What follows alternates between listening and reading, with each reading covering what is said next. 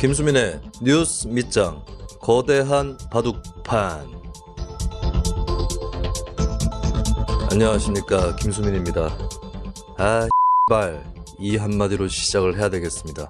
뭐냐면 미국 대선 얘기 아니고요, 아사히에서 보도를 하나 했는데 한국 정부가 일본 정부에 제안을 했다.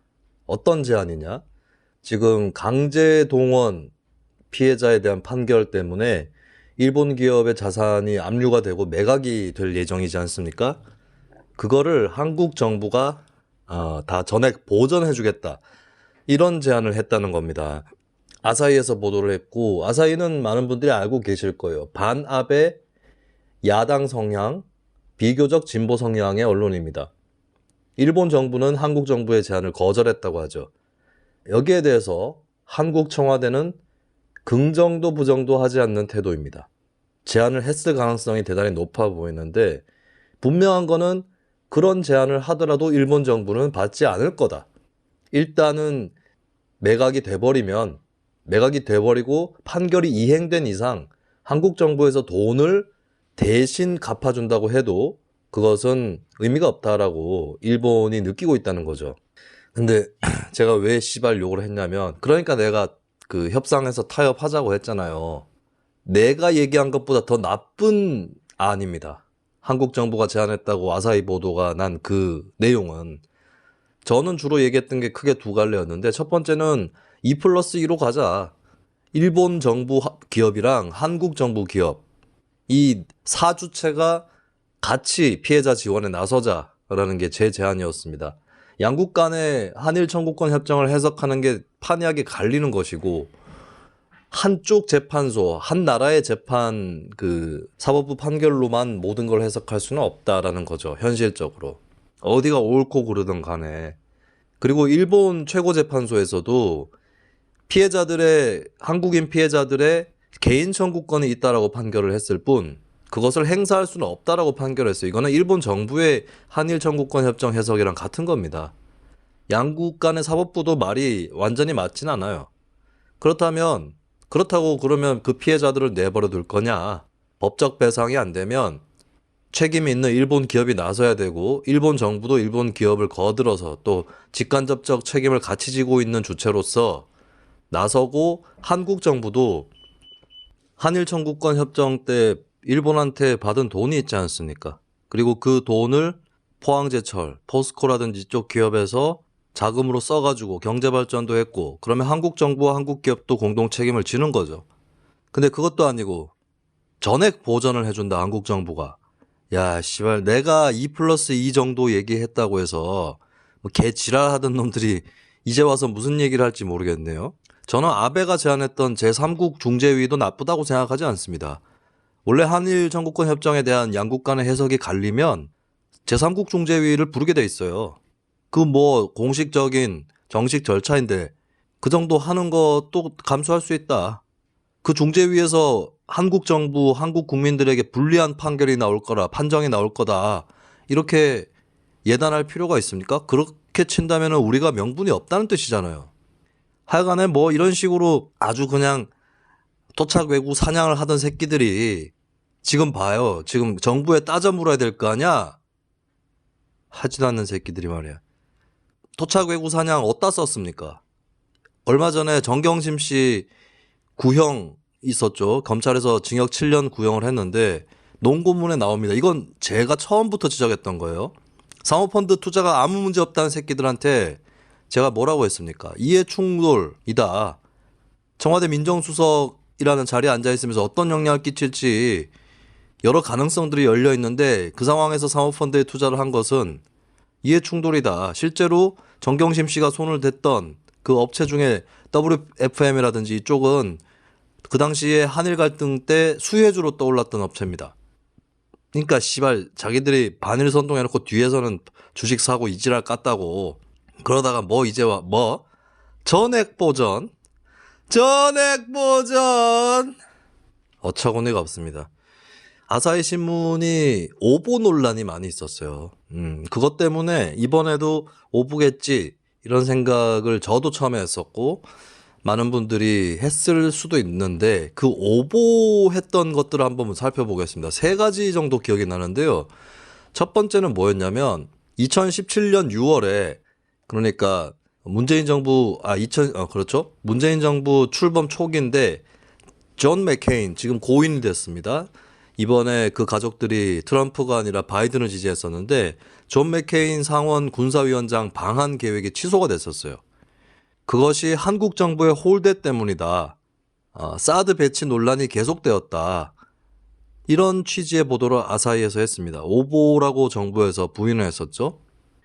그리고 국방부 세넌 차관이 방한을 해서 사드 추가 배치를 요구했다. 연내 추가 배치입니다. 어떻게 됐습니까? 이거 오보라고 했는데 추가 배치했습니다. 북한이 2017년 9월 초에 핵실험을 하고 난 다음에 한국 정부가 대기시켜놓고 있던 사드를 추가로 배치를 했어요. 황교안이 권한대행할 때 배치했던 것 말고 그 다음에 또 문재인 정부가 했습니다. 어쨌든 현실로 드러나 버린 거죠. 그리고 세 번째 아사히 오보 기억나는 거는 평창 동계올림픽의 북한 출전 문제를 남북 당국자들이 평양에서 두 차례에 걸쳐서 협의했다. 여기에 대해서도 청와대가 손톱만큼의 진실도 포함되지 않았다. 정정보도를 요청했습니다. 이거 다 사실이 확인이 안 되는 것들이에요. 근데 결과적으로는 사드 추가 배치도 되었고 평창에서 북한이 참여한 가운데 평창 동계올림픽이 열렸고 뭐 이런 겁니다. 이제 와서 드는 의심은 이거 혹시 다 사실들 아니었는가라고 하는 그런 생각마저 듭니다. 근데 제가 화가 나는 건 아사히 보도는 사실 확인이 안 될 겁니다. 화가 나는 건 뭐냐면 한국 정부의 문재인 정부의 이중적 행태라는 거죠. 뭐 했냐고 그러면 작년에 7월에 일본과의 갈등이 불거질 때 그때부터 협상 모드에 들어가서 타결을 보려고 했었어야 되는 겁니다. 뭐 했습니까? 불매운동 하는 거 편승해가지고 같이 떠들어 제끼고 자빠졌고 뭐 하는 거야 이게? 이게 정부예요 이게? 자, 이런 게 정부냐? 똑같은 게 미국 대선에서 울려 퍼지는 목소리입니다. 이게 나라고 정부냐라고 하는 겁니다. 자, 저는 이번 미국 대선에서 바이든을 응원했습니다. 저는 트럼프 대 바이든의 대결로 설마 갈 거냐 이 생각을 오랫동안 해왔어요. 이렇게 뻔한 대결을 할 거냐, 재미없고 의미도 별로 없는 대결을 할 거냐, 트럼프를 과연 공화당이 끌어내리지 않을 것이냐. 존 볼턴 회고록에서 일관되게 드러나는 거지만 존 볼턴은 폼페이오하고 트럼프를 분리해서 보고 있습니다. 그러니까 폼페이오는 공화당의 원래 전통에 있는 사람이고 트럼프는 이건 말도 안 되는 양반이다 이런 거죠. 그러니까 그게 옳든 그르든 그런 인식이 옳든 그르든 간에 공화당에서는 트럼프를 좀 끌어내리려고 하지 않을까. 이게 2년 전에 저의 예측이었거든요. 그렇게 하지 않았습니다. 사실 이미 2년 전 중간선거 때 드러난 거지만 트럼프의 공화당 장악력은 높은 편이었습니다. 공화당은 중간선거에서 졌지만 공화당 당선자들을 보면 친트럼프 쪽이 많아요. 그렇게 장악이 돼버린 것이었고 민주당도 가상대결을 붙여보면 샌더스가 나왔을 때 트럼프의 지지율이 가장 낮아집니다. 샌더스 지지율로 올라가고요. 근데 이렇게 필승 카드라고 자신 있게 얘기할 수 있는 샌더스가 아니라 바이든으로 정리를 했습니다. 이 역시는 이제 공화당하고 다른 건데 민주당의 이너서클은 공화당과는 달리 살아있다. 그들이 샌더스를 끌어내리고 바이든을 후보로 올린 것이죠. 자, 이번 대선은 미국 정치의 패턴이라는 게 있습니다. 예전에 1920년대 후반에 후보라는 사람이 미국 대통령을 하다가 단임으로 끝이 났습니다. 왜? 대공황이 터졌거든요. 그러고 나서 미국 민주당이 프랭클린 루즈벨트를 내세워서 집권합니다. 오랫동안 집권해요. 루즈벨트가 3번인가 하나요? 그러고 나서 트루먼이 또 집권합니다. 그러면서 민주당 집권은 1931년에 시작이 돼서 1950년대로 들어오기까지 계속됩니다. 민주당 장기 집권의 시대죠. 아마 이것 때문에 한국 민주당도 한국판 뉴딜을 얘기하는 겁니다. 그린 뉴딜은 뭐 폼으로 하는 것 같고 뉴딜이라는 데 방점을 찍은 것 같은데 왜 그러냐? 전 세계의 장기 집권을 하는 정당들을 민주주의 체제에서 살펴보면 한국민주당이 참고할 만한 당들이 몇 개 있습니다. 실제로 민주연구원 보고서에 그 당들이 거론이 되는데 장기 집권의 대표 주자는 두 당인 것 같아요. 스웨덴 3인당. 여기에는 지금도 집권을 하고 있는데 연속으로 1930년대부터 44년 동안 집권을 한 적이 있습니다. 그 다음에 뭡니까? 일본 자민당이죠. 근데 스웨덴 3인당과 일본 자민당 다 의원 내각제 국가입니다. 민주당이 의원 내각제 받아들이지 않습니다. 왜냐? 의원 내각제는 집권 핵심 세력이 갖고 갈 수 있는 인센티브가 적은 편이에요. 다른 당이랑 연정을 할 수도 있는 거니까. 일본 같은 경우도 자민당이랑 공명당이 연정을 꾸리고 있지 않습니까? 그러면 제2여당에게도 권력과 자원을 배분해줘야 됩니다. 그리고 대통령이 여당 내에서 주도권의 행사를 하는 게 대통령 제도인데, 대통령제인데, 내각제는 이제 정당의 통치 아닙니까? 대통령제에 비해서는. 그러다 보니까 정당들을 또 고루 챙겨줘야 돼요. 일본 보세요. 일본에 한 7개 파벌이 자민당 안에 있다고 하는데, 두루두루 나눠줘야 됩니다. 권력들을. 이거 안 하겠다는 거예요. 항상 그랬습니다. 집권 주류 세력들. 친박도 그렇고 친문도 그렇고 의원 내각제 안 해요. 그리고 다당제 더더욱 안 합니다. 선거제도 개혁 안 해요. 제가 작년에 계속 지적했던 건데 선거제도 개혁을 하면 민주당이 진짜 20년 집권할 수도 있다고 얘기했습니다. 왜냐하면 선거제도를 다당제 방향으로 개혁을 해주면 한 정당이 과반을 얻기가 대단히 어렵습니다. 그러다 보면 다른 당과 정권을 잡게 돼 있는데 이렇게 정권을 잡는 파트너가 달라질 수 있다. 그리고 혼자서 권력을 독식하지 않는다. 이 부분 때문에 국민들은 조금 더 그런 장기 집권을 용인할 수 있는 가능성이 커지는 거죠. 독일 3인당, 독일 기민당 마찬가지입니다. 지금 메르켈 총리가 집권하고 있는데 16년 했나요? 총리를. 이렇게 할 수 있었던 이유가 뭐냐? 민주주의 국가에서 장기 집권을 하려면 의원 내각제와 다당제형 선거제도를 채택해야 됩니다.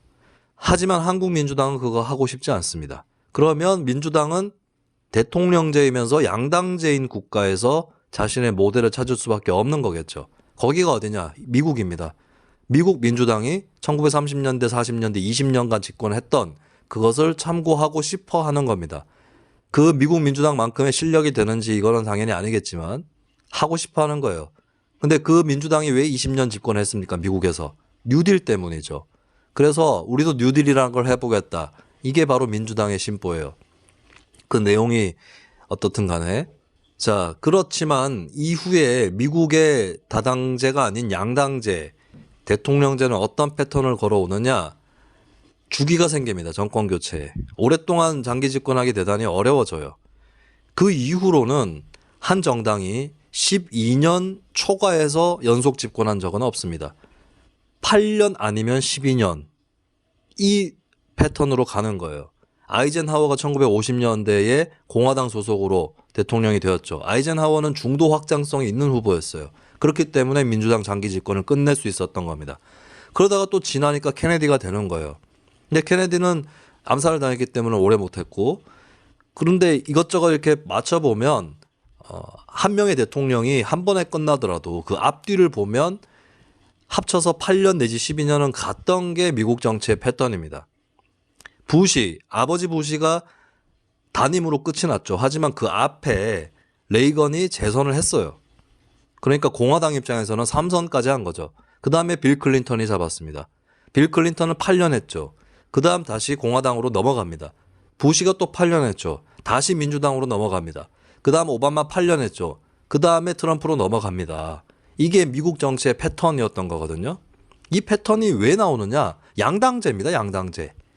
양당제에서는 자, 한번 대통령이 됐어요. 근데 그 집권 여당이 이게 양당제라는 게 그렇지 않습니까? 못해도 40%고 잘하면 55%고 이런 거거든요. 그렇게 하다 보면 한 번 당선이 되면 또 한 번은 더 시켜줍니다. 국민들이. 야, 4년만 하고 물러가기엔 너무 짧지 않냐? 이렇게 되는 거예요. 그리고 여당에 대한 불만들이 있지만 중간 선거를 통해서 여당 심판을 합니다. 이것도 미국 정치의 패턴인데 중간 선거는 항상 야당이 이겨요. 대부분. 안 그랬던 적이 2번인가 예외가 있었는데 그거 빼고는 야당이 다 이깁니다. 그러면 화가 좀 풀리는 거예요. 지금 한국 민주당이 왜 두들겨 맞습니까? 언론과 여론에게. 180석을 처먹었기 때문입니다. 그러면 뭐 거기 패는 것밖에 더 있나. 제가 한때 잘못 예측했던 대로 민주당 145, 미래통합당 130 이렇게 나왔으면 또 애매해져요. 여당만 패기에는 어려워요. 문재인 정부가 왜 총선에서 제가 방송에서 지적한 거 있습니다. 문재인 정부가 왜 지지율이 높은가. 여소야대였기 때문이에요. 여당 책임을 강하게 묻기 어렵기 때문입니다. 그런 이유로 미국에서도 야당이 중간선거에서 이기면 그 다음에는 한번 팼지 않습니까? 혼을 내줬기 때문에 정권 한 번 더 잡아라 하는 거예요. 그러면서 8년의 정권을 확보하는 겁니다. 근데 그 8년 동안 야당은 가만히 있느냐? 계속해서 또 불려옵니다. 지지율을. 그러면서 8년이 지나면 또 정권이 교체가 되는 거예요. 그러면서 그 정권이 교체돼서 새로 정권을 잡은 정당은 또 가다가 또 재선을 해서 또 가는 거예요. 그러다 또 8년 지나면 또 정권 넘어가는 겁니다. 한국도 비슷하지 않습니까? 노태우, 김영삼, 민자당 정권 10년 갔어요. 민자당 3당 합당이라는 거대 정당을 만들었는데도 10년밖에 집권을 못합니다. 그 다음에 김대중 됐죠. 김대중 대통령 되고 나서 다음 정권은 이회창 씨한테 넘어가는 줄 알았어요. 근데 한 번은 더 시켜줘요. 그러면서 노무현 정부가 들어섭니다. 그러고 10년 채웠고 그 다음 다시 한나라당으로 정권이 넘어갑니다. 그러다가 이제 불의의 사고가 터지죠. 한나라당 입장에서, 새누리당 입장에서는 박근혜 전 대통령이 임기를 채우지 못하고 나가리가 됩니다. 그래서 10년은 못 채워요. 근데 두 번의 정권이 지난 거죠. 이런 식으로 계속 가게 돼 있어요. 뭐 선거 때마다 걔 난리를 치고 이번에 이기면 상대방 작살내고 우리가 장기 집권할 것처럼 얘기를 하지만 한국 정치의 현재 패턴을 봤을 때는 2027년에는 정권이 국민의힘 쪽으로 넘어갈 가능성이 대단히 높습니다.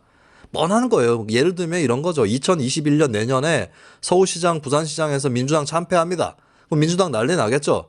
야 씨발 그러면서 억지로라도 쇄신하는 척 하겠죠. 그러면서 국민의힘은 또 오만해지겠죠. 뭐 이런 식으로 가다가 보면 다시 2022년 대선에서는 민주당이 승리해서 정권을 재창출하고 근데 2024년 총선 때는 이 국회 180석의 민주당 국회에 대해서 진물이 나 있기 때문에 그때는 또 민주당이 지겠죠. 그러고 나서 판판이 깨지다가 이게 노무현 정부 때랑 비슷하게 가는 겁니다. 2027년에는 다시 어디로 간다? 국민의힘으로 정권이 넘어가고 또 그러다가 막 난리 쳐가지고 민주당에서 다시 따라잡고 해서 2022년에는 진짜 정면 승부를 또 하는데 그래도 또 국민의힘이 이깁니다. 그러고 나서 이제 국민의힘이 또 뭐 나라를 말아먹기 시작하다가 2027년에 민주당으로 정권이 넘어가고 이 패턴이에요. 이 패턴인데 뻔한 패턴입니다. 이런 패턴은 무엇이 만드느냐. 양당제가 이런 패턴을 만들게 돼 있습니다. 양당제가. 다당제는 한 정당이 장기 집권을 할 수도 있고 이런 거예요. 오히려. 자, 그런데 이 패턴이 깨지기 시작합니다. 한국에서도 살짝 깨졌죠. 박근혜 씨가 임기를 못 마치면서 깨졌습니다. 그때 집권한 게 미국의 트럼프인데 이 트럼프가 재선을 하지 못하고 깨져나가고 있습니다. 자, 카터 대통령 이후로 처음으로 재선을 못하는 정당이 됐어요. 그러니까 조지 아버지 부시는 앞에 레이건이 재선을 했지만 카터는 자기가 정권을 교체해서 잡았거든요. 그러면 미국 정치 패턴에서는 한 번 더 해야 됩니다. 하지만 한 번 더 하지 못하고 전임자가 돼버리죠. 트럼프가 지금 카터와 같은 길을 가고 있는 겁니다. 미국 정치의 특이점이 찾아온 거예요. 자, 그러면 카터는 왜 그런 일을 맞이하게 됐을까? 자, 카터 때 두 가지 때문에 카터가 재선에 실패했다는 분석이 많습니다. 첫 번째는 대사관 인질 구출 작전 실패. 요게 있었고요. 또 한 가지는 뭐냐면 경제가 나빠졌다 이거였거든요. 근데 단순히 경제가 나빠진 게 아닙니다. 카터 때가 무슨 시대였습니까? 1970년대 후반 신자유주의, 신보수주의가 본격적으로 부상해서 태동하기 시작합니다. 그러고 나서 1980년대는 신보수주의 시대가 돼버리죠. 미국의 레이건, 영국의 마가렛 thatcher 이쪽이 집권을 합니다. 그 전에 끼어있는 상태에서의 정권이 카터 정권이었던 거죠. 그렇다면 지금 트럼프는 뭐냐? 트럼프 역시도 미국 역사에서 돌출이 된 정권이었는데 더 이상 승인하지 않겠다. 너는 집에 가라. 이렇게 돼버린 거죠. 미국 민주주의의 특이점이 찾아온 겁니다. 앞으로 또 어떻게 될지 몰라요. 왜냐하면 바이든이 당선이 된다 했을 때 바이든 나이가 많기 때문에 단임으로 끝날 가능성이 높습니다. 이번에 미국 민주당 이너서클과 공화당의 전통적 지지층을 대변하는 어떤 정치인들이 둘 다 바이든을 지지했어요. 이건 뭐냐? 바이든은 오래 안 가 어차피. 그 다음을 내다보자 이겁니다. 양쪽이 다 기회를 잡으려고 하는 거예요. 미국 민주당에서는 바이든 4년 한 번 시키고 그 다음에 새로운 주자를 내보내려고 하겠죠. 이게 민주당의 기획이라면 공화당은 뭡니까? 트럼프가 더 했다가는 공화당 내에서도 쑥대밭이 되고 결국에 정권은 8년이 지나서 트럼프 정권 8년이 지나서 민주당한테 넘어가게 돼 있는데 이때에 이제 민주당에서 민주당이 좌파와 중도파로 나뉘어져 있는데 좌파 쪽에서 정권을 잡을 확률이 더 커질 수 있거든요. 이 사태는 미국 민주당의 전통적 이너서클과 공화당의 전통적 이너서클이 둘 다 경계할 만한 사태일 겁니다. 그렇기 때문에 트럼프를 일단 끌어내리고 바이든을 4년 정도만 앉힌다. 일종의 컨센서스죠. 자, 이렇게 미국 정치 패턴에 파괴가 찾아오고 특이점이 오고 있다라고 하는 겁니다. 자, 저는 사실 이번 대선에서 바이든이 당선되기를 바랬습니다. 바이든 뭐 그렇게 좋으냐? 아니요. 좋지 않은데요. 뭐 그렇게 좋겠어요. 전 놀랐습니다. 이거 한국 정치 같으면 있을 수 있는 일인가? 한쪽 후보가 1946년생 고령이지 않습니까? 트럼프가. 그보단 나이가 더 많은 후보를 낼 줄이야. 그렇게도 또 가더라고요. 바이든 대 트럼프가 그래서 나는 안 되지 않을까. 한쪽은 다른 후보를 내지 않을까 했는데 결국 둘이 다 나왔어요. 그래서 저는 좀 트럼프가 바이든을 상대로 하면 표가 또 올라갈 수도 있을 것 같은데 이런 예측을 또 했었습니다. 여론조사에 비해서 훨씬 올라갔죠. 그러니까 미국 여론조사는 숨어 있는 사람들을 잡아내기 어렵습니다, 이제. 트럼프 지지층들은 여론조사를 잘 받지 않아요, 제가 봤을 때는. 이거 어떻게 잡아낼 겁니까? 어떻게 보면 잘 됐다는 생각이 드는 게 자꾸 여론조사에 의존해서 정치를 하고 있는데 여론조사가 좀 틀린다라고 하는 것이 드러난 이상은 여론조사에만 기대해서 정치를 하기는 어려워지지 않았는가. 이건 잘 된 게 아닌가. 이런 생각도 한편으로 합니다.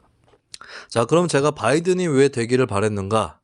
이유를 말씀드리면 첫 번째, 한국 사람 입장에서 말씀을 드리면 뭐 잘 모르는 애들이 트럼프가 계속해야 한반도에 화해 협력이 이루어지고 평화가 온다 이렇게 믿는 사람들이 많아요. 특히 월배들이.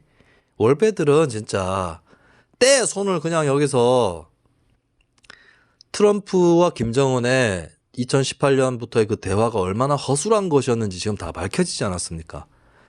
탑다운, 말이 좋아 탑다운이죠. 처음에는 그게 돌파구를 마련할 수는 있습니다. 하지만 체계적으로 진행이 될 수가 없는 거예요.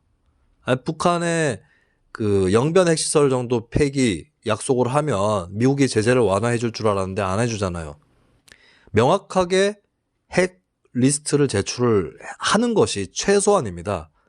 북미 대화를 풀어가는 데 있어서 최소한이거든요. 그거 할 생각이 없으면 교착 상태에 오는 거예요. 트럼프가 찰커덕 그냥 강행을 해버렸는데 양쪽이 동상이몽이었던 거죠. 김정은은 김정은대로 야, 요 정도만 해도 트럼프가 어느 정도 길을 열어주는데 해볼만 하다. 이렇게 착각을 했던 거고 문재인 대통령도 그 착각을 부추긴 측면이 있습니다. 왜냐하면 2019년 하노이 노딜 전에 남북이 2018년 9월 19일에 또 그 합의를 하지 않습니까? 여기 보면 영변 핵시설이 중점적으로 들어가 있거든요. 이거 분명히 문재인 대통령이 영변 핵시설 정도 폐쇄한다고 하면 미국에서 받아줄 겁니다. 뭐 이런 식으로 얘기를 했겠죠. 김정은이 역시 어쨌든 미국이랑 상시적으로 일상적으로 대화하는 건 한국이지 않습니까? 남한이잖아요. 그러면은 믿은 거죠. 아, 그렇구나. 믿었는데 막상 시작을 해보니까 그것이 아니라는 걸 깨달았다. 이렇게 된 거예요.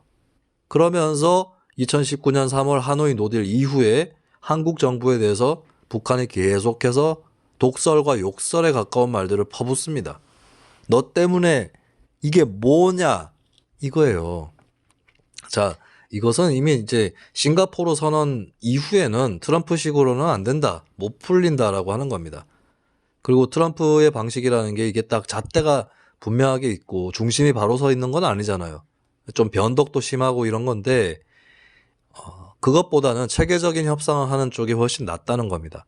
자, 바이든 같은 경우는 사람들이 착각을 하고 있어요. 오바마 정부에 대해서 전략적 인내라는 이름으로 북한을 방치하지 않았냐라고 착각을 하고 있는데 그러지 않았습니다. 처음에 엄청나게 북한이랑 대화를 하고 합의도 합니다. 그러다가 깨지기 시작하는 게 북한이 권력 세습기에 들어가면서 핵실험을 강행하고 이러면서 깨지는 거예요. 그러니까 오바마 정부 시기에 북한과 미국의 대화가 잘 안 된 건 책임은 북한 쪽이 더 큽니다. 저는 과거에 90년대라든지 이런 때에 또 부시 정부라든지 이런 때는 미국 책임이 더 큰 측면이 있다고 보지만 오바마 정부 때는 북한 책임이 더 커요. 오바마의 대북 대화 의지가 분명히 있었습니다, 처음에. 그리고 그게 초창기 한 2년 정도는 갔던 것 같아요. 최소. 조금 더 갔나? 2011년경까지는 갑니다. 그러다 김정일이 죽고 김정은으로 교체가 되면서 일이 꼬이기 시작하는 거예요. 물론 김정은의 사정이 있겠죠. 그 어린 나이에 세습이라고는 하지만 3대이기 때문에 약발이 떨어집니다. 김정일이야 뭐 아버지랑 뭘 같이 했지, 김일성이랑 뭘 같이 했지 이런 평가가 됐지만 김정은 쟤는 뭔데, 이건희하고 이재용에 대한 평가가 좀 다르잖아요, 한국 사회에서. 그런 것처럼 김정은이가 북한에서 확보한 위상도 큰 차이가 있는 겁니다. 그 상황에서 권력을 강하게 붙잡고 가는 방법은 강경 노선이에요. 핵실험하고 씨발 야 내가 더해 이 새끼들아, 우리 아버지보다 내가 더해, 이거죠 김정은의 행보가. 그리고 어떻게 보면 김정은이 북한 강경의 주도권을 잡아버렸기 때문에 김정은이 타협에 나서는 순간부터 북한에선 말릴 사람이 별로 없어지게 되는 겁니다. 그런 사정들이 작용을 해서 어쨌든 간에 오바마 정부 때 힘들었던 거지 대북 대화에 대한 비전이 없거나 목표가 없는 정권은 아니었다고요, 미국 민주당 정권이. 그런데 이제 다시 한번 시작해 볼 수 있는 게 아닌가라고 하는 것이고, 다들 인정할 수 있는 것은 빌 클린턴 행정부 때는 대북 대화를 제일 활발하게 하지 않았습니까? 그때에 협상을 했었던 웬디 셔먼 이런 사람들이 바이든 쪽에 있어요. 민주당 사람이니까. 그리고 국무부 장관 후보로도 거론이 되고 있습니다. 제가 봤을 때는 그 국무부 장관의 웬디 셔먼이 앉을 가능성이 50% 이상 정도까지는 아닌 것 같지만 어쨌든 그런 사람들이 있는 게 바이든 쪽이라고요. 그러니까 바이든이 되면 대북 대화에서 전열을 정비할 겁니다. 그래서 즉각적으로 어떤 대화가 시작되거나 할 가능성은 낮습니다, 트럼프의 재선 경우보다는. 하지만 체계적으로 다져서 제대로 협상에 들어갈 수도 있는 것이다. 트럼프가 되면 웃으면서 대북 협상 들어갔다가 울면서 나올 가능성이 높고요. 바이든이 되면 울면서 들어가더라도 웃으면서 나올 수 있는 가능성이 조금 더 생깁니다. 그러니까 트럼프에 비해서는 비가역적이고 다시 무너지는 가능성이 없는 그런 대북 협상이 될 가능성이 높아요. 그리고 바이든은 친일이다 뭐 얘기를 하는데, 바이든을 친일이라고 얘기하는 너네들이 반일 쇼비니스트라서 그런 거예요. 자, 미국 입장에서는 당연히 한국과 일본이 사이좋게 지내면 좋긴 하죠. 한국과 일본이 잘 사이좋게 지내서 북핵에도 대처하고 중국도 견제하고 당연한 거 아닙니까? 근데 트럼프는 이게 좀 체계적이지 않다고, 여기서도. 그래서 얼핏 생각하기로 제가 지난 시간에도 지적을 했지만 트럼프 때문에 뭔가 빈틈이 있고 숨쉴 여지가 있는 것처럼 보이지만 사실은 그동안에 한국은 더 고립될 수 있다는 겁니다. 바이든이 될 경우는 한일 간의 중재를 더 강하게 미국에서 설 가능성도 높고요. 그게 꼭 한국에 불리한 결과를 가져다 주진 않습니다. 그렇게 치면 아베하고 트럼프 얼마나 친했어요. 근데 손 떼버렸잖아요. 하지만 그런 식으로는 하지 않을 거다. 그러면 이제 한국 정부가 이 시대에 맞춰서 외교 행보를 하면 됩니다. 자, 바이든은 한국에 그렇게 많은 방위비 분담금 요구하는 거, 트럼프 정부의 행태에 대해서 비판적인 사람입니다. 그렇다면 다시 한번 한국을 챙기려고 할 테고 우리도 그 협상이라든지 대화에 응하면서 새로운 질서를 또 모색을 해보는 거죠. 바이든이 그럼 중국은 어떻게 할 거냐? 제가 계속 말씀드리는 거지만 중국에 대해서 트럼프가 일진이라면 바이든은 선도부다. 환경, 인권, 이런 도덕적, 윤리적 잣대가 동원이 될 것이고 동맹들과 다자주의를 통해서 보다 더 촘촘하게 중국을 포위할 것이다. 중국 압박이 격화된다라는 표현이 아니라 심화된다라고 하는 겁니다. 그 상태에서 이제 한국이 또 활로를 찾아보는 거죠. 트럼프식의 방치 외교가 아니라 방치는 트럼프가 오바마 때보다 더 심해요. 어떻게 보면. 근데 어쨌든 뭐냐면 대북 협상이라든지 한반도 평화 문제에서 바이든은 트럼프보다 결코 못하지 않다라고 하는 겁니다. 자, 그리고 바이든을 응원한 두 번째 이유. 한마디로 얘기해서 트럼프의 낙선을 기원한 첫 번째 가장 큰 이유는 뭐냐면 한국 정권입니다. 한국 정권은 바이든의 얼굴을 한 트럼프다. 이게 제 평가입니다. 바이든의 얼굴은 한 둘 다 민주당이죠. 그래서 미국 민주당 공화당이 상대적 진보 보수이듯이 한국도 민주당 국민의힘이 상대적 진보 보수인 것처럼 여겨지지 않습니까? 하지만 그것은 얼굴일 뿐이고 현재 한국 민주당과 그 월배들이 하는 행태는 미국 트럼프 일당들과 같습니다. 어떻게 민주주의는 무너지는가 책 이름도 있는데 이 책을 보며 정말 트럼프하고 한국 민주당이 비슷하다라고 하는 것을 느낄 수가 있어요. 극단주의 선동가 뭐 뻔한 거 아닙니까? 우리나라에 유시민, 김어준 이런 사람들. 이 어떻게 민주주의는 무너지는가 책에 이런 구절이 나옵니다. 기성정당이 두려움과 기회주의 혹은 판단 착오로 인해 극단주의자와 손을 잡을 때 민주주의는 무너진다. 한국 민주당의 꼬락서니하고 똑같은 것이죠. 자, 그리고 근데 한국이 아닌 미국에서는 민주주의 규범 파괴가 대부분 공화당에 의해서 이루어졌다라고 어떻게 민주주의는 무너지는가의 저자인 스티븐 레비츠카, 데니얼 지블렛 이렇게 지적을 합니다. 민주당에 비해 공화당 지지자는 당파 성향이 강한 매체에 더 많이 의존한다. 공화당 지지자들의 69%가 폭스뉴스 시청자이다. 막말을 일삼는 유명 라디오 토크쇼 진행자들 중 민주당 성향 인물이 거의 없다. 우리나라 양쪽이 똑같아요. 국민의힘의 전통적 지지자들은 가세연이라든지 신의 한수라든지 고성국 TV라든지 이런 매체에 의존을 하고 민주당 쪽은 민주당대로 또 당파 성향이 굉장히 강하고 당파성에 따라서 거짓말도 서슴지 않는 그런 매체에 또 의존합니다. 문제는 이 한국의 극우 같은 경우는 유튜브 쪽에 국한이 되어 있지만 민주당 쪽은 민주당 쪽을 멍터리로 대변하고 있는 이 스피커들이 제도권 방송에도 등장을 하고 공식 전파 매체까지 장악하고 있다는 거죠. 이게 지금 미국 공화당이 나타내고 있는 현상을 한국 민주당 지지층에서 그대로 나타나고 있다. 이렇게 볼 수가 있겠습니다. 그리고 미국 공화당에는 티파티와 같은 운동단체들, 이익단체들이 굉장히 압력을 행사하면서 당을 주도해 나가고 있는데 한국도 마찬가지예요. 개국본인가 거기에 보세요. 뭐가 다릅니까? 그리고 미국 공화당 같은 경우는 이 백인 개신교 집단의 지배력이 굉장히 강하고 그러다 보니까 종말론적인 정치 접근 방식을 펴는데 이러한 극단적인 선동, 이념 이런 것들은 한국 민주당 지지층 자기들은 왕따를 당해왔고 많은 언론들이 다 우리를 둘러싸고 공격하고 있고 그 외 문재인 정부 출범 초기에 인터넷에 퍼졌던 짤이 있지 않습니까? 문재인 대통령 그림이 있고 거기에 이제 총들이 막 둘러싸고 있는 그 총에다 보면은 뭐라고 써여 있느냐? 조선일보, 중앙일보, 동아일보 써 있고 경향신문, 한겨레, MBC도 써 있습니다.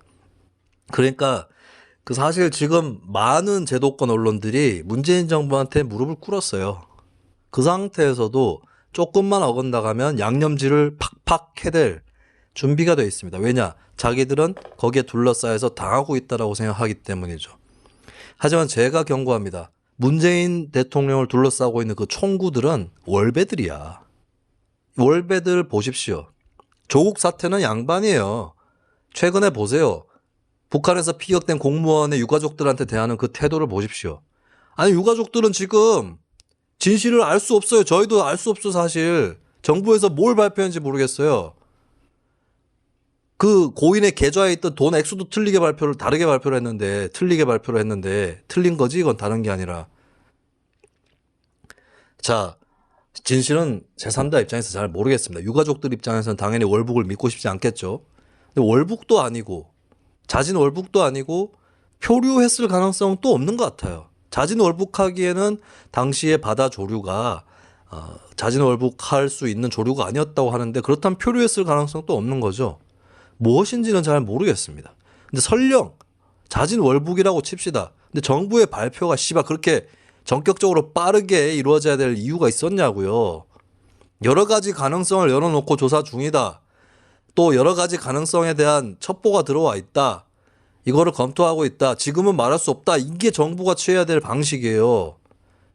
근데 뭐 정광석화처럼 자진 월북이라고 발표를 하고 있어요. 그리고 거기에 뒷받침하는 근거는 또 발표를 못 합니다. 첩보 자산의 노출을 우려해서. 그럴 수 있습니다.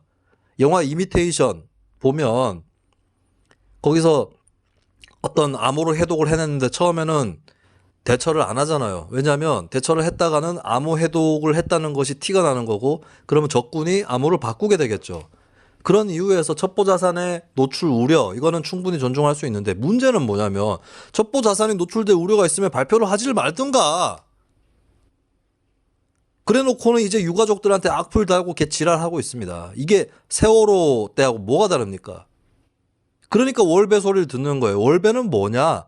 문재인 정부를 지지하면 월배냐? 아니요. 문재인 대통령을 지지했고 찍었으면 월배냐? 아니요. 저는 박근혜 정부 때도 박근혜 정부 지지자들한테 그런 식으로 하지 않았습니다. 일배하고 박근혜 정부 지지자는 동일시될 수 없어요. 그 일부지. 마찬가지예요. 그럼 월배는 뭐냐? 씨발, 그 일배 했던, 세월호 때 했던 폭식투쟁 이지랄 까는 거하고 뭐가 다르냐고, 지금. 이용수 위안부 피해자에 대한 공격. 이거는 일개 네티즌들도 아니고 김어준이라는 인간이 뒤에 누가 있고 냄새가 난다. 냄새는 니한테 나, 지금. 이게 월배지 뭡니까? 이 사회적 약자에 대한 공격을 보세요. 유가족들에 대한 공격, 위안부 피해자에 대한 공격, 박원순 사건 피해자에 대한 공격. 자, 박원순 사건 얘기하죠.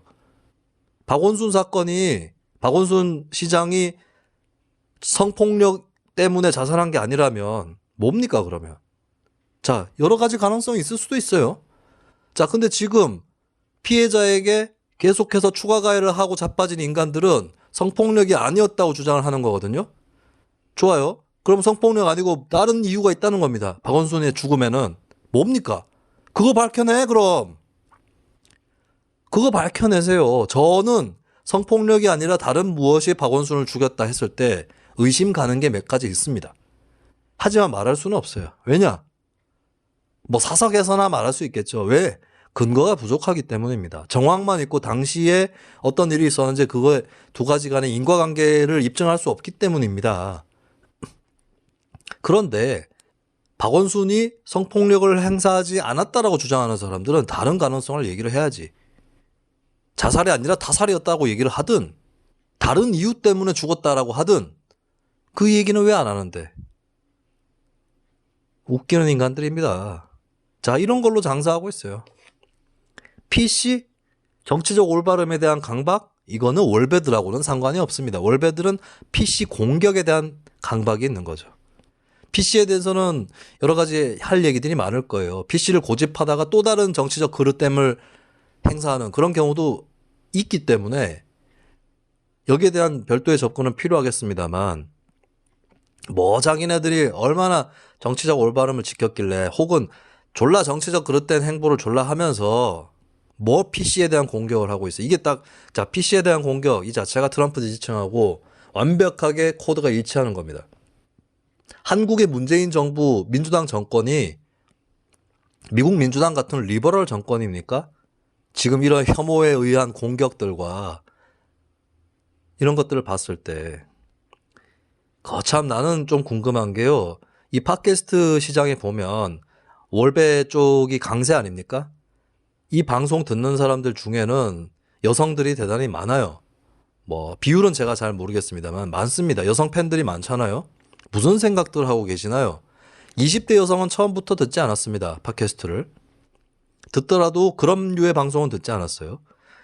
3, 40대는 무슨 생각을 하고 있을까요? 박원순 사건에 대한 이 반응들을 보면서 그냥 호구가 되고 있는 거 아닙니까? 계속 떠드는 거 보세요. 작년 총선 전부터 떠드는 거 보세요. 뭐 남성들의 불만을 헤아려야 되고 어쩌고 저쩌고 하면서 자기들이 뭐 이준석 하태경이야? 그러면서 또 장사하고 있는 겁니다. 자기들이 뭐 했다고 성평등에. 그런 인간들이 트럼프랑 다를 게 없는 거예요. 트럼프 웅딩이 뒤에 숨어서 형님 하는 거죠. 외교 안보에서만 그런 게 아니라 일상 정치적으로도 그렇다고요. 그런 인간들이 지금 한국의 정치를 장악하고 지배하려고 하는 이때 저기 천조국에 트럼프가 패배하기를 바라는 것은 인지상정이죠. 우리나라에서 이들을 심판하지 못하고 있는 상황에서 미국에서라도 심판을 좀 당했으면 좋겠다라고 하는 겁니다. 그리고 이것은 또 하나의 변곡점을 제공하는 것이 세계 각국의 트럼프와 같은 우익 포퓰리스트들이 급부상을 해왔습니다. 브라질 대통령, 영국 총리도 그런 사람이 됐어요. 여기에 이제 맞불을 놓고 싸움을 거는 쪽이 국가 정상으로 치면 제가 존경하거나 지지하는 사람들은 아니지만 독일의 메르켈 총리, 프랑스의 마크롱 대통령입니다. 이들의 존재 또한 반포퓰리즘의 부상 이런 것들을 또 의미하는 건데 이번에 트럼프가 낙선하는 것은 이 전 세계를 휩쓸려고 했던 우익 포퓰리즘의 쇠퇴라는 측면에서는 대단히 의미가 있다고 봐요. 물론 그렇다고 해서 그 트럼프를 밀어낸 바이든과 같은 전통적 리버럴들이 민중의 먹고 사는 문제와 불평등, 기후위기 문제를 얼마나 제대로 대처해서 새로운 세상을 열어갈지 이것 또한 미지수고 저는 의심스러워요. 이것이 제가 노무현 정부에 대해서 갖고 있었던 생각이라면 현재 문재인 정부는 노무현 정부하고도 다릅니다. 리버럴 정부가 아니에요. 무슨 놈의 사회적 자유가 신장이 되고 있습니까? 말 한마디 못해가지고 벌벌 떨고 있고 제가 방송국 오고 가다 보면 겁먹은 사람들을 많이 봐요. 대기실에 있는데 어떤 패널이 나 말을 못하겠다고 이러고 있고 공공도서관에는 조국 흑서라고 불리우는 한 번도 경험해보지 못한 나라 금서로 지정되고 이게 무슨 리버럴입니까? 5.18에 대한 망언, 그것은 명예훼손이라든지 모욕죄라든지 이런 것들, 허위사실 이런 걸로 처벌할 수 있으면 처벌해야죠. 근데 뭘 또 법을 만들어? 이게 국가보안법의 찬양고무죄, 북한에 대한 찬양이나 고무에 해당하는 발언을 하면 처벌하는 그거하고 뭐가 다릅니까? 국가보안법 찬양고무죄는 지금 민주당 일부 의원들이 발의하긴 했어요. 이거는 민주당이 최근에 들려주는 소식 중에서는 정말 다행한 일입니다만 그 법률과 정반대되는 발언을 갖고 처벌하겠다라고 하는 이런 법을 만드는 세력이 박근혜가 추진했었던 국정교과서하고 뭐가 다릅니까? 이게 무슨 리버럴 정권이냐고. 이거는 트럼프와 함께 저물어 가야 될 반자유, 반민주 정권입니다. 트럼프를 응징함으로써 간접적으로나마 좀 보람을 찾아보고자 하는 것이, 그걸 기대하는 것이 저의 솔직한 심정입니다. 자, 이제 미국 정치에도 특이점이 찾아오고 있는데 한국에도 또 변화가 오길 바랍니다. 문재인 정부와 민주당 크게 착각하고 있는 것이 박근혜가 촛불 항쟁으로 격퇴당하고 정권이 바뀌었기 때문에 이제부터는 자기들의 시대가 오래오래 올 것이라고 착각을 하나 봐요. 그렇지 않습니다. 자, 뭐 러시아 혁명 때도 혁명이 한 번에 일어납니까? 몇 차례에 걸쳐서 일어나요. 프랑스 혁명의 역사도 그런 거였고 혁명에서 한 번에 끝나지 않습니다. 중국도 보세요. 신해 혁명 일어난 다음에 그 다음에 또 국공합작에서 일본을 물리치고 뭐 이런 것들이 몇 번 있지 않습니까? 박근혜 다음에 오는 것들이 굳건한 튼튼한 대안일까요? 아닐 수 있습니다. 아니라면 박근혜를 물리쳤듯이 또 한 번 물리쳐야 되는 겁니다. 문재인 정권과 민주당은 그 꼬라지가 날 수도 있어요. 경고하는 겁니다. 20년 집권 같은 소리 하고 있네. 박근혜 정권과 마찬가지로 또 하나의 에피소드로 끝날 수 있다. 그것을 분명하게 경고를 해둡니다. 그것이 바로 트럼프예요. 트럼프가 뭐 보수의 시대를 열어 제꼈습니까? 못 제꼈어요. 그리고 보면 뭐 막 하면 기레기 타령하면서 언론은 다 썩었고 언론에 자기가 마음에 안 드는 보도, 그것도 마음에 안 드는 보도에 국한된 거예요. 지 마음에 드는 보도는 그냥 넘어갑니다. 언론 공격, 언론 탓 졸라 해야 되는데 그게 트럼프가 했던 거라고. 어떻게 됐습니까? 트럼프 언론에 완전히 포위됐어요. 조국 전 장관이 기자간담회를 하면서 조국 팬들이 기자들을 다 기레기로 싸잡아 몹니다. 그때 저는 생각했어요. 야, 좆됐다 너희들은. 그 사람들을 다 적으로 돌리고, 그 사람들도 하나의 시민입니다. 그리고 인터넷에서 엉텅구리 댓글 다는 사람들하고는 달리 기사 잘못 쓰면 공개적으로 욕 먹는 거고, 또 기사 쓰는 과정에서 검증을 거쳐야 됩니다. 악플러, 제가 렉이라고 부릅니다. 아리기, 렉이들보다는 훨씬 진실을 말하는 사람들입니다. 보수든 진보든 간에. 족 같을 때도 많지만 저도 제 입장에서도. 하지만 월배들하고는 비교할 수 없는 사람들이에요. 그들을 적으로 돌렸을 때 어떤 결과가 나오는지 한번 두고 보시고, 뭐 하나 진실을 밝히는 데 있어서도 계속 방해를 하는 게 특히 검찰개혁을 빙자한 법무부가 하는 짓거리 아닙니까? 이게 트럼프가 하는 짓거리예요. 트럼프 때 트럼프에 대한 수사가 제대로 이루어졌습니까? 안 이루어졌죠. 트럼프도 진짜 공수처 만들어서 공수처에 친여 인사 앉혀가지고 수사 다 무마시키고 이런 거 하고 싶을 거예요. 할 수만 있다면. 왜 못하는가? 다른 당이 있고, 미국의 그 양당제라고는 하지만 50대 50의 구도에서 자기 마음대로는 못하니까 그런 거예요. 한국 보세요. 그 구도가 무너지니까 민주당이 본색을 드러냅니다. 지 마음에 안 들면 국회에 들어오라 그러고, 공무원한테 개자식이라 그러고, 그리고 여가부 장관이라는 인간은 서울시장, 부산시장 재보궐선거가 성인지 학습에 장이 될 거다 이지랄 하고 있고, 이거 뭐 하는 거예요? 나서 다 풀려가지고. 이들은 자기들이 갖고 있는 권력을 스스로 건사할 수 있는 능력이 되지 않습니다. 이대로 가면 트럼프와 같은 말로를 밟을 것이다. 말씀을 드립니다.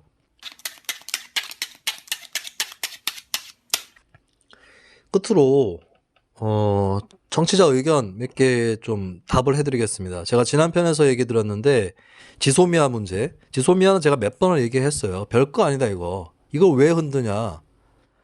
어떤 분이 지소미아를 체결하면 일본 군대가 한반도에 상륙할까봐 그런 거 아니냐. 말도 안 되는 얘기죠. 지소미아에 어디에 그런 게 있습니까? 지소미아는 공동으로 작전을 펴고 훈련하는 것도 아니고, 예전에 뭐 작게 5027 이런 거 있었잖아요. 그런 것도 아니고, 지소미아는 그냥 정보를 공유하는 거예요. 정보를 공유하면 일본이 한국 그 한반도에 상륙을 하나요? 이건 마치 김대중 정부 때 경의선 복구할 때 그때 뭐라고 했습니까? 극우파들이 경의선을 타고 인민군이 남침한다 그랬어요. 그거보다도 더 허황된 말입니다. 그거는 물리적으로 그럴 수 있다라고 하는 상상은 할 수 있지. 정보를 공유하는데 어떻게 일본군이 한반도에 땅을 밟습니까? 이런 식으로 그렇게 치면 중국하고 무슨 협정 맺으면 우리는 중국의 동북 사성이 되는 거죠. 그런 식으로 치면. 자, 그리고 다솜아빠라는 분이 김경수 재판에 대해서 얘기 좀 해달라고 하셨는데요. 김경수 지사가 절반의 진실이 밝혀지지 않았다. 나머지를 대법원에서 밝히겠다고 얘기했습니다. 뭐냐면 1심에서 김경수 지사가 선거법도 위반이고 업무방해 댓글 달면서 매크로로 돌린 거 그거 업무방해 판결을 받았잖아요. 2심에서는 선거법은 무죄가 났습니다. 그런데 업무방해는 그대로 유죄예요. 그래서 징역 2년형이 떨어졌는데 그러면 하나는 무죄 판결을 받았으니까 절반의 진실을 밝혀낸 거다. 웃기는 얘기입니다.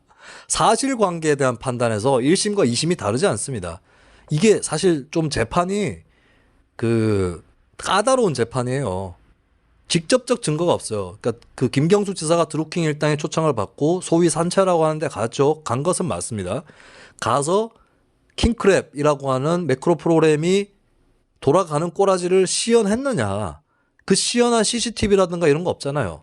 진술과 그때 타임테이블과 이런 걸 맞춰가면서 간접 정황을 통해서 사실을 더듬어 나가는 재판이기 때문에 까다로운 재판입니다. 제가 판사라도 이건 굉장히 까다로웠다고 봐요. 뭐 여당 눈치를 보니 야당 눈치를 보니 이거 떠나서. 근데 어쨌든 1심에서는 이것저것 맞춰본 결과 거기 가서 본 건 맞다라고 판결을 한 겁니다. 그리고 드루킹 일당 쪽에서 오사카 총영사 자리를 노렸는데 도 아무개 씨를 그쪽으로 보내겠다고 한 거죠. 근데 안 된다고 하니까 그 다음에 이제 김경수 지사가 센다이 총영사 제안을 했다라고 하는 게 사실관계로 인정이 된 거예요. 근데 1심에서는 이게 그 2018년 지방선거를 겨냥한 행위였다라고 하면서 공직선거법 위반 판결을 내린 거고 2심에서는 그때는 선거법 그때는 지방선거에 후보로 나갈 사람이 특정이 안 되는 상황인데 이게 어떻게 선거하고 연관이 되냐. 그래서 공직선거법 위반은 아니다라고 판결을 한 겁니다. 그러니까 법리적인 적용을 달리한 것뿐이지 김경수가 드루킹 일당 쪽에 센다이 총영사를 제안했다라고 하는 사실관계는 인정이 된 거예요. 뭐가 절반의 진실이 밝혀진 거예요. 똑같다니까 1심이나 2심이나 판단한 것은. 이게 정치적 언어예요. 그냥 재판의 실질적 내용에 대한 언급이 아니라 자기가 그렇게 얘기함으로써 그렇게 과정이 흘러가고 있다라고 연출하고 싶어 하는 겁니다. 사실관계를 다투지 않는 거 이거 트럼프 일당도 또 마찬가지 아닙니까 지금. 뭐 이번에도 불법이니 어쩌니 선거 부정이니 이러고 있잖아요. 똑같은 모습인 거예요 이게. 민경욱 더하기 김어준이 트럼프 아닙니까? 재판을 대하는 태도를 보세요. 정경심 재판. 자, 정경심 재판 하나 더 얘기해 드릴게요. 자, 그 표창장 문제는 어떻게 만들어졌는지에 대해서 완벽하게 검찰이 입증을 못한 것 같긴 해요. 근데 나왔단 말이야. 위조된 표창장이 나왔어요. 어떻게 위조했는지를 떠나서 그러니까 뭐냐면 이런 겁니다. CCTV에 어떤 사람이 금이 있는 방에 들어가서 금을 들고 나오는 게 찍혔어요. 근데 그 사람이 나는 금 훔칠 줄 몰라요. 금고 열 줄 몰라요. 이렇게 얘기하면 다냐고. 자, 정경심 표창장 하나만 놓고 얘기를 해봐도 자, 여기에 대해서 조국기 부대가 답을 해야 될 게 정경심 PC에서 표창장 파일이 왜 나오냐고. 네가 거기서 왜 나와. 두 번째, 아들 상장의 하단부를 오려서 딸의 표창장 양식에 붙이는 이 과정들이 타임라인 몇 시 몇 분 몇 초로 다 남아 있습니다. 절도범이 문을 열고 들어가서 물건을 들고 나오는 장면이 CCTV에 찍힌 꼴이에요 이게. 그리고 그때 금고문 또 열렸다라고 하는 게 다 흔적이 남은 겁니다. 세 번째, 그 아들 상장의 직인 위치와 딸 표창장의 직인 위치가 동일합니다. 어떻게 동일하냐고. 직인은 손으로 찍는 건데. 네 번째, 근데 직인 모양이 달라요. 이거야말로 결정적인 증거입니다. 직인의 모양 다를 수가 없습니다. 원래는 동양대 직인은 한 가지 사이즈니까. 그럼 뭐다? 컴퓨터로 편집하는 과정에서 직인 모양이 바뀐 겁니다. 다섯 번째, 조민의 표창장 하단부를 보면 해상도가 윗부분이랑 유독 다릅니다. 다른 데서 떼다 붙였다라고 하는 흔적인 거죠. 여섯 번째, 자, 표창장을 왜 받았습니까? 무슨 근거로? 동양대 인문학 프로그램에서 참가했다라고 하는 거죠. 그것 때문에 봉사를 인정받은 건데 이거를 목격한 사람이 없어요. 그러니까 목격했다라고 얘기하는 사람들은 지가 목격한 게 아니거나 그런 얘기를 들었을 뿐이거나 아니면 시점이 안 맞습니다. 목격한 시기가 그때 시기가 아니라 그 이전에 있었던 프로그램일 수는 있는 거예요. 일곱 번째, 인문학 프로그램이 있던 날에 조민 씨가 방배동이나 부산 이런 곳에서 카드를 결제한 내역이 남아 있습니다. 여기에 대해서 변호인단은 이메일 튜터를 했다. 그때 코로나19였나? 사회적 격리하는 거예요? 여덟 번째, 동양대 상장들을 보면 일반적으로 1년 번호가 상단에 심볼이 있잖아요. 그 중간께에 위치를 합니다. 그런데 조민 표창장은 그 1년 번호가 심볼 아래에 와 있어요. 그것만. 편집 과정에서 위치가 바뀌었을 가능성이 있는 거죠. 아홉 번째, 자, 상장이나 증명서나 이런 데에 그 받는 사람의 주민등록번호 13자리가 다 남습니까? 뭐 학번이 있든 다른 어떤 참가 번호가 있든 생년월일까지 나오든 이런 거 아니겠어요? 근데 왜 13자리가 나오냐고. 정경심 씨 PC에서 발견된 여러 증명서들이 다 그런 식이에요. 조민 씨에 관련된 증명서들이 다 13자리의 주민번호가 다 나와 있습니다. 검찰의 표현으로는 이것은 조작의 시그니처다. 아홉 번째, 9번째 얘기 들었죠. 10번째. 제가 말씀드렸지만 정경심 씨 본인 재직 증명서도 같은 방식으로 위조된 것이 나왔습니다. 평소에 이런 사람이었다. 그리고 이게 표창장만 있는 게 아니에요. 7대 허위 스펙 아닙니까? 심지어는 서울대 공익인법센터 인턴은 조국이랑 정경심이 이메일을 주고받으면서 조작한 거 아닙니까? 그리고 막 그 증명서 최종 저장자 명칭이 KUKCHO, 국조 이런 거 나오고 이게 왜 나오냐고. 이거 잘 못 알아듣는 사람들 있던데 그럼 당신 재직 증명서는 파일이 당신 집에 있냐고. 그리고 그 파일 최종 저장자 명칭이 당신 이름이냐고. 당신 아버지 이름이냐고. 그런 사람 있으면 나와봐요. 압수수색 해야 되니까. 지금 이걸 가지고 씨발 그리고 이거 말고 사모펀드하고 몇 개 더 있지 않습니까? 이거 다 일축해서 표창장 하나로 검찰이 압수수색했다. 이 지랄 까고 있어요. 이게 알만한 사람들이 그러고 있어요. 어디 극우 유튜버도 아니고 익명의 네티즌도 아니고 국회의원이라는 인간들이 그러고 있고 농객이라는 이 새끼들이 그러고 있어요. 이게 씨발 월배지 뭐야?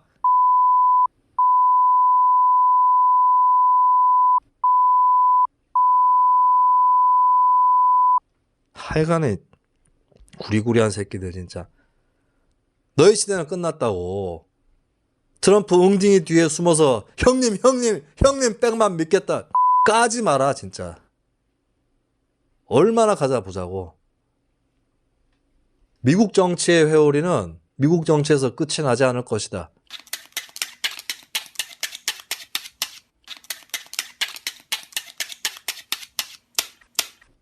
지금 녹음 중에도 미국 대선은 결판이 안 났습니다. 아직까지 제법 먼 길이 남아있는 것 같은데 분명한 거는 바이든이 지고 있던 조지아주에서 역전이 일어났다는 거죠. 조지아 하면 레이 찰스, 뮤지션 레이 찰스를 빼놓을 수가 없습니다. 영화 레이를 통해서 그 생애를 접하신 분들이 제법 있었을 것 같은데 레이 찰스 고향이 바로 조지아예요. 하지만 조지아주에서 공연이 금지되는 비운을 맞이한 적이 있습니다. 왜? 인종차별 철폐운동에 나섰다가 인종차별이 심했던 조지아에서 너 이 주에서 공연하지 마 이렇게 된 거죠. 물론 옛날 일입니다. 1979년에 노래가 해금이 됐고 조지아주에서 공식 사과했습니다. 그리고 그의 노래 조지아 On My Mind 이 노래를 공식적으로 주의 노래로 지정을 합니다. 이 조지아에서 트럼프가 패배한다는 거, 인종차별이 패배한다는 거 굉장히 큰 의미가 있다. 이 노래 틀어드리고 싶은데 저작권에 걸리기 때문에 여러분들이 알아서 찾아서 들어보시기 바랍니다. 아수라 발발 타.